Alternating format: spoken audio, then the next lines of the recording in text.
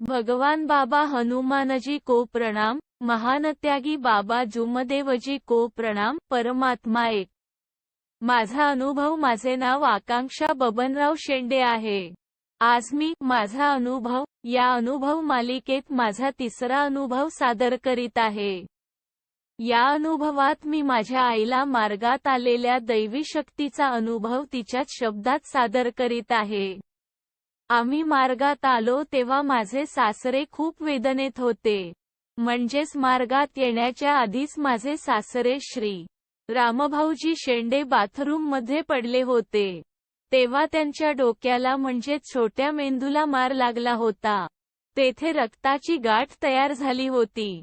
डॉक्टरच्या भाषेत त्यांना ब्रेन हॅमरेज झालेला होता.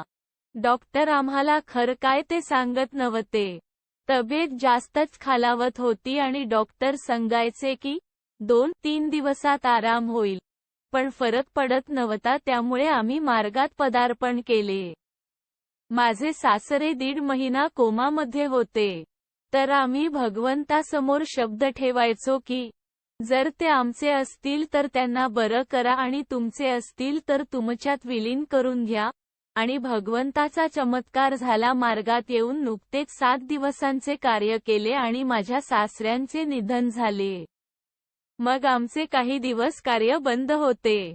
मार्गात नवीन असल्यामुळे आम्हाला मार्गाबद्दल जास्त माहिती नसल्यामुळे तितके काही समजत नव्हते. असेच 1 महिना झाला व मी अनेकाप्रमाणे माझ्या सासऱ्यांचे पान पूजले. कारण मला आपल्या मार्गात जुने विचार बंद करायचे हे माहिती होते, परंतु पान पूजता येत नाही हे माहिती नव्हते. आम्ही आमच्या मार्गदर्शकांना सुद्धा विचारलं नाही पान पूजता येतो की नाही म्हणून, व आपल्याच मनाने पान पूजले.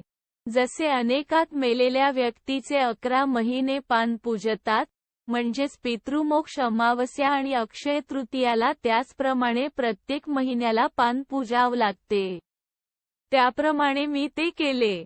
कारण आम्हाला तेव्हा भगवत कार्य म्हणजे काय हे सर्व काही माहीत नव्हते आणि चर्चा बैठक वगैरे काहीच कळत नव्हतं. आम्ही तेव्हा मार्गात नवीन होतो आणि 7 दिवसाच्या कार्यानंतर आजोबा वारले होते.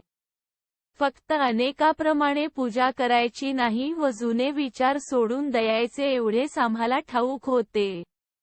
पहिल्या महिन्याला पान पूजले व दिवस लोटून दुसरा महिना सुरू झाला. मी दुसऱ्या महिन्याचे सुद्धा त्याचप्रमाणे पान पूजले आणि त्याच दिवशी घरात वेगवेगळ्या गोष्टी घडल्या. आम्ही सर्वांनी त्या दिवशी अनेकाप्रमाणे सासऱ्यांच्या फोटोची पूजा केली. फोटोला हार घातला, पत्राळ ठेवली आणि नैवेद्य ठेवला. मग अगरबत्ती लावली आणि सर्वांनी नमस्कार केला. त्यानंतर जेवण वगैरे झाले. सगळं ठीक होत. संध्याकाळी मी गाईला पत्राळ लावली आणि नंतर आपल्या कामाला लागली. 5.30 वाजताच्या दरम्यान वरून डब्बा काढण्यासाठी टेबलवर चढली असताना माझ्या पायाला असह्य अशा वेदना झाल्या की शब्दात सांगू शकत नाही आणि त्याच वेळी माझ्या पतिदेवला ऑफिसमध्ये चक्कर सुद्धा आली तरी चूक लक्षात येत नव्हती. मग रात्री आम्ही सगळे जेवण करून झोपी गेलो आणि माझा नुकताच डोळा लागला होता की आणखी एक घटना घडली. ती घटना अशी की मी आणि माझी मोठी मुलगी आम्ही सोबत झोपलो. त्यावेळेस मोठी मुलगी 13 वर्षाची आणि माझी लहान मुलगी 11 वर्षाची होती. रात्री 11 रात्री सकाळचे 11:30 वाजताच्या दरम्यानची ती वेळ. तेव्हा माझ्या मोठ्या मुलीला कोणीतरी खिडकीतून आवाज दिला व तिला म्हटले की ये, तू माझ्या सोबत चल. तर ती आम्हाला कोणालाही आवाज न देता मधल्या खोलीचे दार उघडून व तो बाहेरून बंद करून त्या मागे वरती गच्चीवर गेली व तिथे पाण्याचा टाकी मागे बसली होती. अचानक मला जाग आली आणि पाहते तर काय माझी मुलगी माझ्याजवळ नव्हती. तसेच मी घाबरून उठले व तिच्या वडिलांना उठविले आणि आम्ही दोघे तिला इकडे तिकडे घरात सगळीकडे शोधले. ती कुठेही सापडत नव्हती. ती कुठे नसल्यामुळे आम्ही घाबरलो आणि तशीच मी भगवंताला विनंती केली की मला माझी मुलगी दिसू द्या व मी वारंवार माझ्या पतिदेवांना सांगत होती की वरचा दार उघडा आहे. तुम्ही वर जाऊन बघा. तेव्हा तिचे वडील समोरच्या दरवाजा उघडून बाहेर गेले व मधल्या खोलीचा दरवाजा उघडला आणि वर गेले. तर ती टाकीच्या मागे घाबरून लपून बसली होती व आपल्या वडिलांना बघून आणखी घाबरली आणि लपत होती. तेव्हा तिच्या वडिलांनी तिला हात धरून ओढले व ती शुद्धीवर आली व तिला खाली घेऊन गेलो आणि भगवंताला प्रणाम करून विनंती करायला लावली. तेव्हा तिच्या डोळ्यातली नशा कमी झाली व तिच्या सोबत शांतपणे आम्ही सुद्धा झोपी गेलो. सकाळी उठल्यावर तिला सगळी हकीकत विचारली तेव्हा ती बोलली की मला कोणीतरी आवाज दिला आणि मी गेले. त्यानंतर काय घडले हे तिला काहीच आठवत नव्हते. 13वीत देखील आम्ही अनेकाप्रमाणे फोटोची पूजा वगैरे केली. आम्हाला आपल्या मार्गात हे सर्व चालत नाही याची कल्पना नव्हती म्हणून सलग मी 2 महिने पान पूजले. काही जुन्या वस्तू पण घरात राहिल्या होत्या इतर देवी देवतांशी संबंधित. त्याच चुकांची आम्हाला सजा मिळाली. कारण माझ्या मावशीकडे सुद्धा मार्ग आहे. तर 2 महिन्यानंतर मी मावशीकडे गेली तेव्हा अचानक हा विषय निघाला. मावशीने मला विचारले की बाई तू पान पूजते का?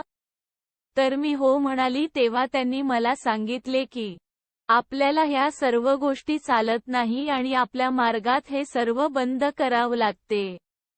तेव्हा मला आमच्याकडून घडलेल्या चुका आठवल्या व दुसऱ्या दिवशी मी व माझा कुटुंब आमच्या मार्गदर्शकांकडे गेलो व घडलेली सर्व हकीकत सांगितली आणि झालेल्या चुकांची सोडवणूक करून घेतली. तेव्हा आमच्या मार्गदर्शकांनी मार्गदर्शन केले व सांगितले की आपल्या मार्गात हे सगळं चालत नाही. यानंतर कधीही असं करू नका. त्यानंतर असं कधीही घडले नाही व आतापर्यंत सगळं सुरळीत सुरू आहे. आपल्याच चुकीची आपल्याला कुठल्या तरी पद्धतीने सजा मिळतेच. मनात जुने विचार जरी आले तरी भगवंत आपल्याला शिक्षा देतो. आपण रोज विनंती करताना भगवंताला सांगतो की मी माझ्या जीवनात केलेली सर्व पूजा व जुने विचार बंद केले. पण कधीतरी आपल्या मनात कुठल्या तरी कारणावरून कळत नकळत जुने विचार येतातच व आपल्या दुःखाला आपणच भोगी असतो. आपल्या जीवनात संकटे येतात आणि बाबा आपल्याला त्यातून बाहेर देखील काढतात. अशी ही आपल्याला लाभलेली भगवंताची महान कृपा आहे. लिहिण्यात काही चूक भूल झाली असेल तर भगवान बाबा हनुमानजी व महानत्यागी बाबा जुमदेवजी यांना क्षमा मागतो. नमस्कार. सेविका सौ. अर्चना बबनराव शेंडे. पत्ता प्लॉट न. 3 चंदननगर नागपूर. मार्गदर्शक श्री मारोतराव राऊत. परमपूज्य परमात्मा एक सेवक मंडळ वर्धमान नगर नागपूर. सर्वांना माझा नमस्कार.